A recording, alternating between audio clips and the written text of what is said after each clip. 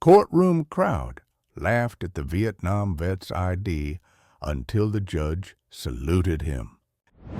The Oakwood County Courthouse buzzed with the usual Monday morning activity, traffic violations, minor offenses, and the occasional property dispute. Raymond Delaney shifted uncomfortably on the hard wooden bench, his weathered hands clutching a worn VA identification card. At 73, his body carried the invisible wounds of a war most Americans preferred to forget. Raymond wore what he considered proper courtroom attire: pressed khaki pants, a faded blue button-down shirt, and shoes polished to military standards despite their worn soles. His white hair was cut short in the same style he'd maintained since 1968. The citation in his pocket seemed absurd, loitering in Veterans Memorial Park after hours. He'd simply fallen asleep on a bench near the Vietnam Memorial, where the names of his friends were etched in stone. The young police officer had been apologetic but firm. "Just show up and explain it to the judge," he'd said. "It'll probably get dismissed." As he waited, Raymond's mind drifted back to Pleiku Province, 1968. The red dirt, the constant humidity, the weight of his medical kit as he ran between wounded soldiers applying tourniquets and pressure bandages while mortar fire rained around them. He could still hear Staff Sergeant Miller's labored breathing as Raymond dragged him to cover, could still feel the warm blood seeping through his fingers as he worked to stem the bleeding. Case number 47302, County versus Raymond James Delaney, loitering in a public park after hours. Raymond stood straightening his shoulders from long habit and walked to the defendant's table. As he placed his VA card before him, he heard snickers from the gallery. "Probably another fake vet looking for sympathy," someone whispered loudly enough to carry.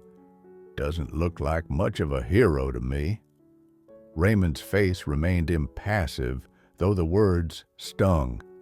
At 5'8", with a slight build, he had never matched the Hollywood image of a soldier.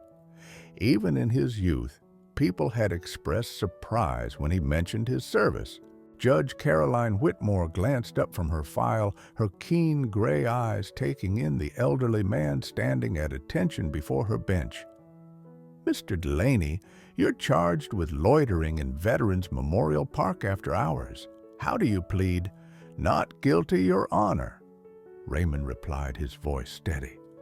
"I was at the Vietnam Veterans Memorial. I served there. Sometimes I visit the names. I fell asleep on the bench." More muffled laughter from the gallery. Judge Whitmore's gaze sharpened. "Is there something amusing about a veteran visiting a war memorial?" she asked, her tone dropping several degrees. Silence fell immediately. "Mr. Delaney, do you have identification confirming your veteran status?" "Yes, Your Honor." Raymond held up his VA card. "Please approach the bench." As Raymond walked forward, the whispers resumed. "Bet it's fake. My cousin got one of those online for $20. Judge Whitmore examined the card Raymond handed her. Then she looked up at his face, studying him with sudden intensity. "Raymond James Delaney," she read. "United States Army 1st Air Cavalry Division." She paused. "Combat medic?" "Yes, Your Honor." "Served in Pleiku Province?" Raymond blinked in surprise. "Yes, Your Honor, among other locations." Judge Whitmore set the ID card down carefully. When she looked up again, her expression had transformed completely. "Specialist Raymond J. Delaney, 1st Air Cavalry Division, 15th Medical Battalion." The use of his military rank and unit details not on his basic VA card froze Raymond in place. "Yes, ma'am," he responded automatically. Judge Whitmore stood an unprecedented action in the middle of proceedings. The courtroom fell completely silent as she raised her right hand in a formal military salute. "This court stands adjourned for a 15-minute recess," she announced, her voice carrying a slight tremor. "Mr. Delaney, would you join me in my chambers, please?" Judge Whitmore's chambers were lined with bookshelves and family photographs. She gestured for Raymond to take a seat, then surprised him by sitting in the adjacent chair rather than behind her desk. "Mr. Delaney, I apologize for the interruption of court proceedings, but when I realized who you were..." She paused. "My father was Captain James Whitmore, 1st Cavalry Division. He served in Vietnam from 1967 to 1969. Raymond nodded slowly. "I remember Captain Whitmore. Good officer. Cared about his men." "Yes, he did." She smiled briefly. "He passed away 3 years ago." "I'm sorry to hear that, Your Honor." Judge Whitmore reached into her desk drawer and removed a worn leather journal. "My father kept journals during Vietnam. After he died, I read them trying to understand that part of his life that he rarely discussed." She opened the journal carefully. "He wrote about you, Mr. Delaney." Raymond's expression registered surprise. "About me? May 12, 1968. Pleiku Province." She began to read. "Today, I witnessed extraordinary courage under circumstances that would break most men. During an ambush, Specialist Raymond Delaney moved through intense enemy fire to reach wounded soldiers. I watched him drag Staff Sergeant Miller from exposed ground to cover, applying a tourniquet while bullets kicked up dirt around them." She paused, glancing up to see Raymond staring at the floor, his hands clasped tightly in his lap. When the medevac couldn't land due to continued fire, Delaney organized a team to move the wounded to a secondary extraction point, carrying the most severely injured himself, despite having taken shrapnel to his leg. His action saved at least 7 lives today. If there is justice in this military, he will receive the highest commendation." Judge Whitmore closed the journal gently. "My father wrote several more entries about you, about how you taught local villagers basic medical care, how you worked 36 hours straight during the monsoon when half the camp came down with fever." Raymond remained silent, his eyes fixed on some middle distance. "Mr. Delaney," Judge Whitmore said softly, "did you ever receive commendation for your actions that day?" Raymond shook his head slightly. "Purple Heart for the shrapnel, that's all. It wasn't important. Lots of men did more." My father disagreed. "He submitted paperwork for a Bronze Star with Valor for your actions. He mentioned it multiple times, his frustration that the recommendation seemed to disappear into the bureaucracy." "That happened a lot," Raymond said quietly. "Records got lost. Priorities changed. It was important to my father." Judge Whitmore leaned forward. "After he died, I found copies of the commendation paperwork. I submitted an inquiry through my contacts at the Pentagon. I served as a JAG officer before becoming a judge. The original recommendation was indeed received but never processed." Raymond looked up, confusion evident. 3 weeks ago, I received notification that the recommendation has been approved. The Pentagon is finally acknowledging what my father knew 55 years ago, that your actions merit the Bronze Star with Valor device." The stoic mask that Raymond had maintained finally cracked. His eyes filled with tears that he quickly tried to blink away. "I don't understand," he said, his voice barely above a whisper. "Why would he keep those papers all these years?" Judge Whitmore smiled gently. My father said once that true courage isn't about what medals you receive, it's about what you do when no one is watching, when there's no guarantee of recognition or reward. He never forgot what he saw you do that day.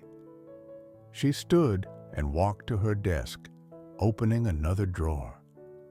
The formal ceremony is scheduled for next month, but I have something for you today. She removed a small blue box and returned to stand before Raymond. This belonged to my father. He would want you to have it. She opened the box to reveal a Bronze Star medal. I can't accept this, Raymond protested. This was your father's medal, and he would be honored to know it was with you until you receive your own. She placed the box in his hands. Please. Raymond stared at the medal, then carefully closed the box. Thank you, he said simply. Now, about this loitering charge. I know I shouldn't have been in the park after hours, Raymond began. The charge is dismissed, she interrupted, and I'll be speaking with the Parks Department about creating an exception for veterans visiting the memorial. When Judge Whitmore re-entered the courtroom with Raymond at her side, the atmosphere had transformed. Word had somehow spread that the elderly defendant was not just a Vietnam veteran, but someone the judge herself had saluted. Judge Whitmore returned to the bench while Raymond stood at the defendant's table. She addressed the courtroom with unusual gravity. Before we resume the docket, I wish to address something that occurred earlier. When Mr. Delaney presented his veteran identification, there were comments questioning its authenticity and, by extension, Mr. Delaney's service to this country. Her gaze swept the courtroom, pausing briefly on the area where the laughter had originated. Specialist Raymond Delaney served as a combat medic with the 1st Cavalry Division in Vietnam from 1967 to 1970. During his service, he was wounded in action while rescuing fellow soldiers under enemy fire. His actions saved numerous American lives. She paused, allowing her words to settle. The charge of loitering against Mr. Delaney is dismissed. Furthermore, this court is recessed until 2:00 p.m. today because I will be personally escorting Mr. Delaney to the Veterans Affairs Office, where arrangements will be made for a long-overdue recognition of his service. Murmurs of surprise rippled through the courtroom. The bailiff called, "All rise," as Judge Whitmore stepped down from the bench. She approached Raymond and, in full view of the courtroom, extended her hand. "Specialist Delaney, it would be my honor to accompany you to the VA office." Raymond shook her hand, his composure regained, but his eyes reflecting a complex mix of emotions. "Thank you, Your Honor." As they walked toward the exit, the courtroom fell silent.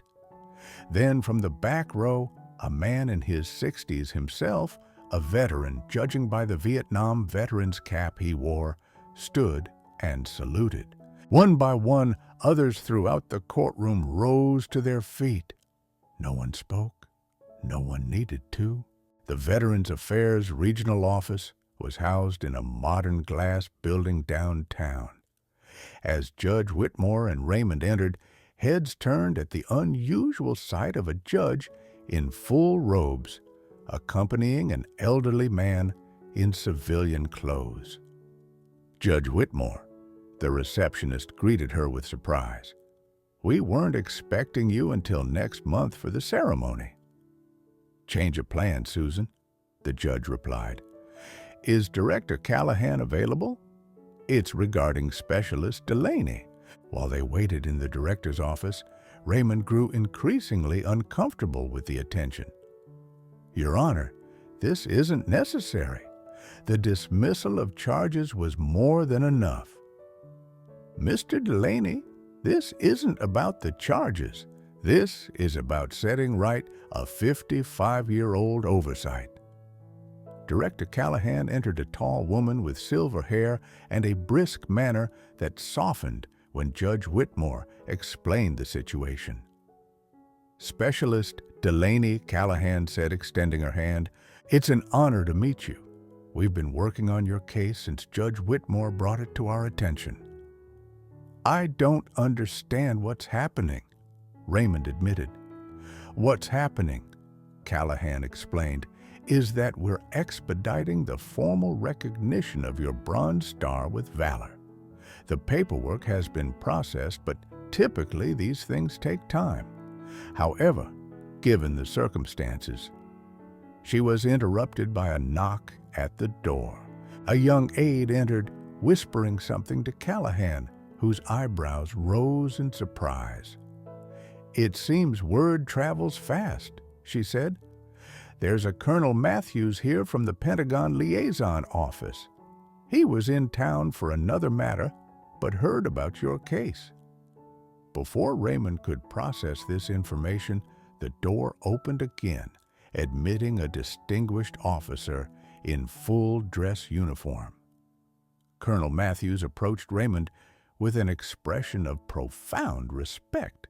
"Specialist Delaney," he said formally, "the Secretary of the Army sends his personal regrets for the unconscionable delay in recognizing your heroism. He has authorized me to present your Bronze Star with Valor device today, if you're willing." Raymond stared at the colonel in disbelief. "Today? But I'm not dressed for a ceremony." "With respect, sir," Colonel Matthews replied, "the uniform doesn't make the soldier. Your actions in Pleiku did that." Raymond looked to Judge Whitmore, who nodded encouragingly. "I think my father would consider this perfect timing," she said softly. What began as an impromptu meeting transformed with military efficiency into a small but dignified ceremony. Director Callahan cleared the VA office's conference room while her staff contacted local veterans groups. Judge Whitmore made a call to the courthouse, extending her recess for the remainder of the day. Raymond found himself in a private office, being offered a fresh shirt and tie by a Vietnam Veterans of America representative who had arrived with remarkable speed. "We take care of our own," the man said simply. Within an hour, the conference room had filled with veterans of various ages, VA staff, and several active-duty military personnel who happened to be at the facility. A small media contingent had also arrived, alerted by someone at the courthouse about the unusual events unfolding.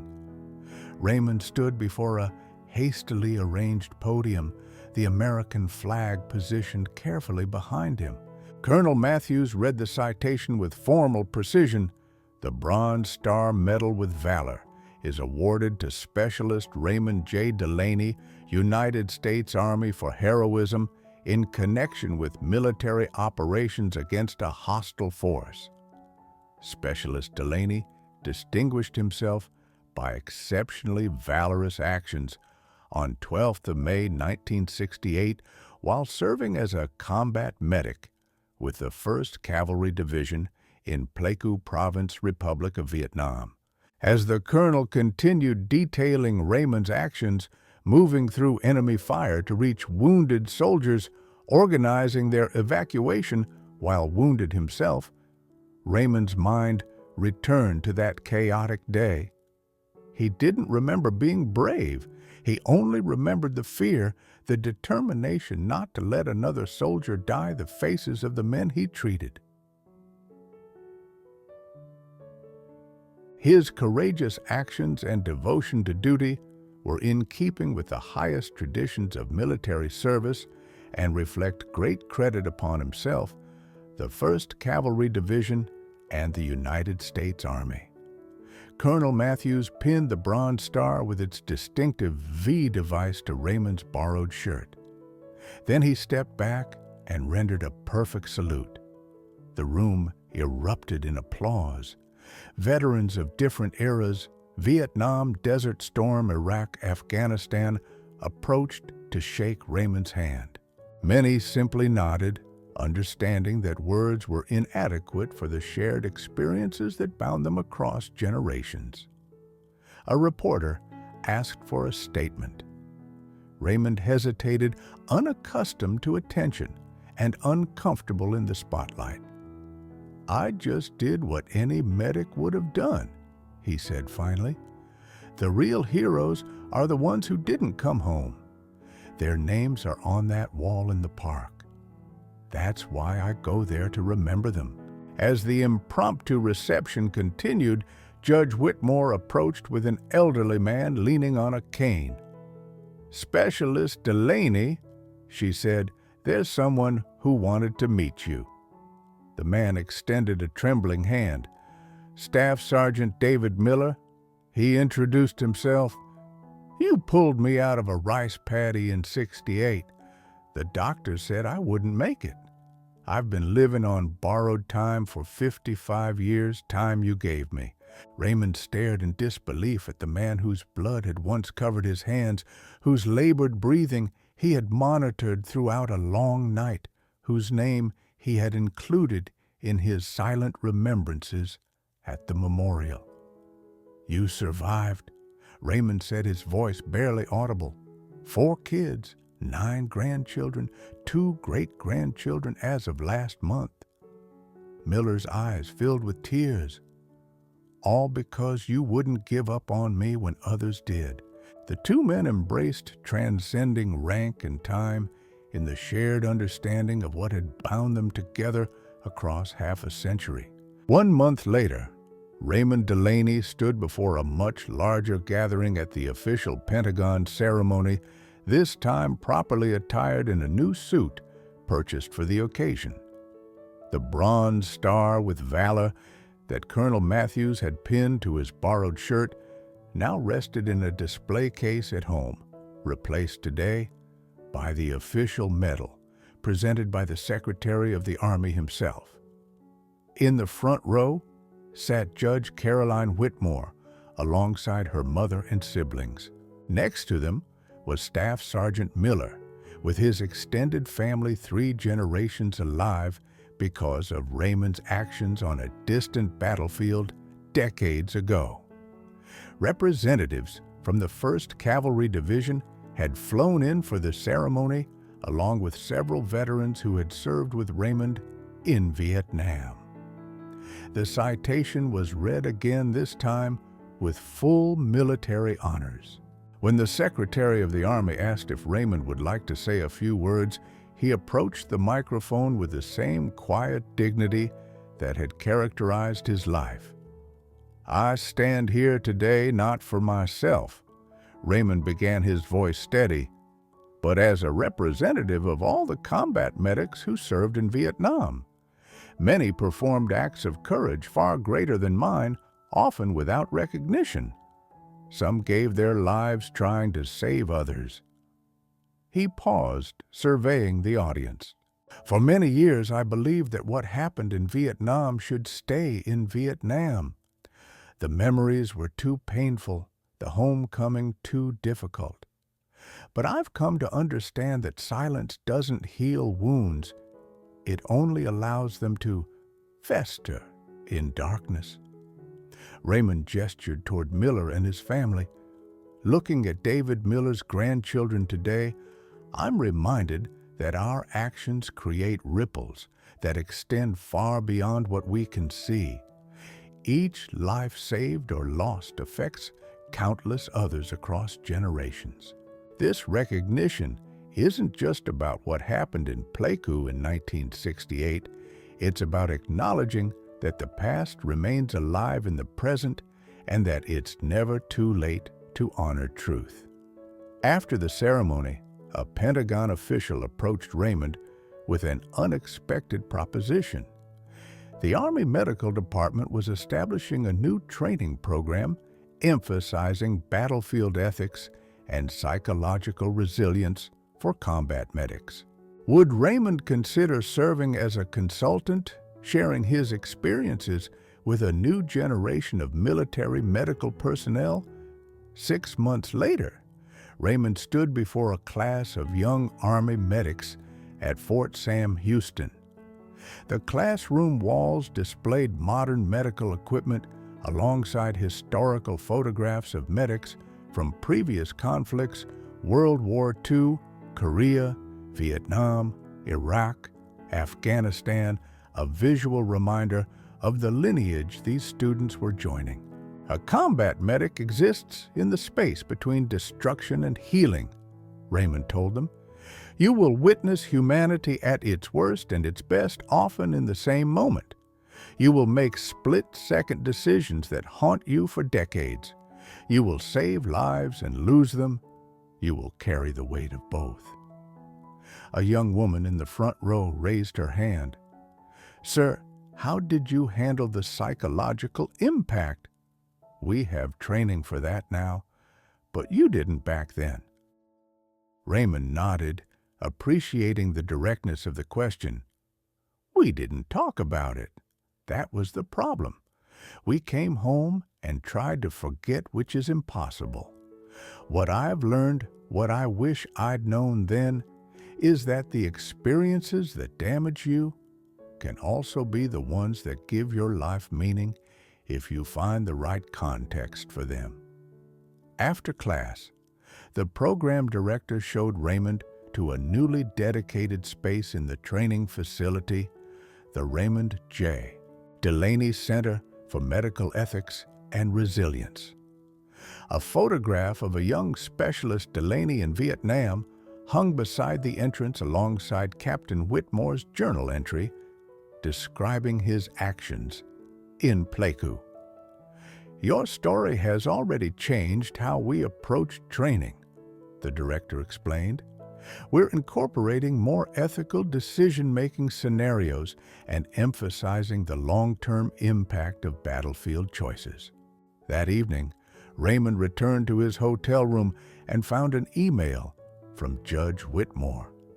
Attached was a photograph taken at the courthouse the day of his loitering case, the moment she had stood and saluted him in the courtroom. Below it was a simple message: my father would be proud to know his persistence finally brought you the recognition you deserved. But I think he would be even prouder to see how you've transformed a moment of potential humiliation into a platform for educating others.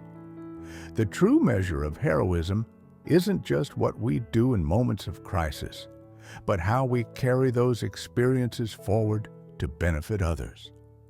Raymond printed the photograph and placed it beside his bed. For decades, he had carried his Vietnam experiences as a private burden. Now approaching his 74th birthday, he had found a new purpose in sharing them.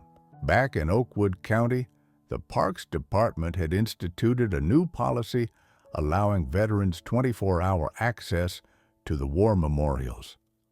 A small plaque now stood near the Vietnam Memorial, explaining the change: in honor of Specialist Raymond J. Delaney, Bronze Star with Valor, whose nighttime vigils at this memorial reminded us that for some, the memories of war observe no closing hours.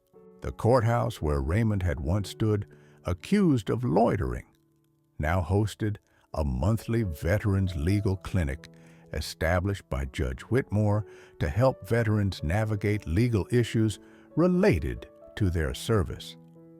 The first session had been attended by several of the spectators who had witnessed Raymond's case, including those who had laughed at his ID. They came not out of guilt, but genuine interest, their perspective transformed by what they had witnessed. On the anniversary of the day in Pleiku that had defined so much of his life, Raymond returned to the Vietnam Memorial in the park. He arrived at sunset, nodding to the security guard who recognized him and respectfully kept his distance. As darkness fell, Raymond sat on the same bench where he had fallen asleep a year earlier, leading to his court appearance and everything that followed. He traced his fingers over the names engraved in the black granite friends who hadn't made it home, young men whose futures had been erased in moments of violence. "I'm telling your stories now," he whispered to the names. "People are listening." From his pocket, he removed the small blue box containing Captain Whitmore's bronze star, the one Judge Whitmore had given him that day in her chambers. Despite her protests, Raymond had insisted on returning it after receiving his own medal. She had finally agreed on one condition, that he would keep it for this one night each year, a personal ritual of remembrance between him and her father. As he sat in quiet contemplation, Raymond noticed a young man in army fatigues approaching hesitantly. The soldier stopped a respectful distance away, clearly uncertain if he should intrude. "Sir Specialist Delaney," the young man's voice carried in the quiet park. "I'm sorry to bother you. I'm Specialist James Whitmore. Judge Whitmore is my aunt. I ship out to my first deployment next week, and she suggested I might find you here." Raymond looked up at the young man, the grandson of Captain Whitmore, carrying the same name and now wearing the same uniform. "I'm not disturbing your vigil, am I?" the young soldier asked. "No," Raymond said, moving over on the bench. "There's always room for family." As the young Whitmore sat beside him, Raymond felt the circle closing past, connecting to present old wars to new ones, one generation of soldiers to the next. The medal in his hand represented not just his actions on a single day in 1968, but the enduring bonds formed in the crucible of shared sacrifice. "Your grandfather was a good man," Raymond said. "He looked after his soldiers." "That's what my father always said," young Whitmore replied.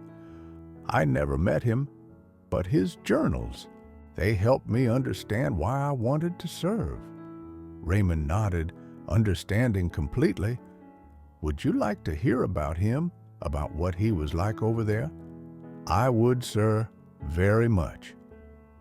As night settled fully over the memorial, Raymond began to share stories he had kept silent for decades, not of combat or heroism, but of humanity preserved in inhumane circumstances, of Captain Whitmore organizing a baseball game during a rare ceasefire, of the Christmas packages they had shared with local children, of moments of unexpected beauty in a landscape of destruction.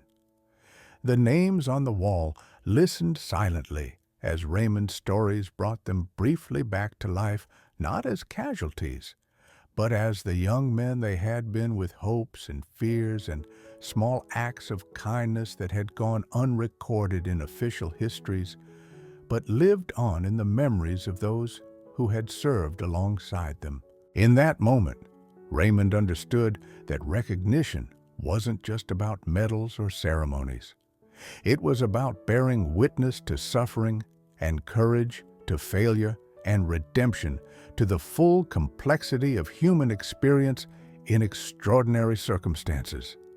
His journey from accused loiterer to honored veteran to educator had given him the platform to ensure that these stories and the lessons they contained would not be forgotten. As he and young Specialist Whitmore sat in the quiet darkness, the past and future of American military service side by side, Raymond felt a sense of peace that had eluded him for much of his life. The burden of memory had become a gift he could share, transforming private pain into public understanding. The courthouse crowd had laughed at his ID, unable to see the man behind it.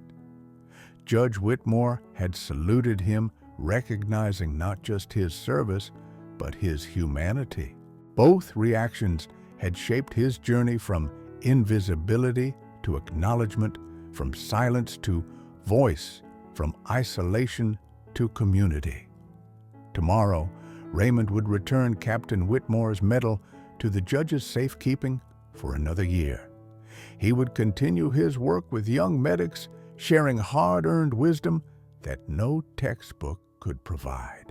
He would visit schools and community centers, helping civilians understand the complex realities of military service beyond the simplified narratives of politics or entertainment. But tonight, on this bench, with the names of the fallen before him and the future of the military beside him, Raymond Delaney was simply doing what he had always done best, bearing witness, preserving memory, and in his quiet way, still saving lives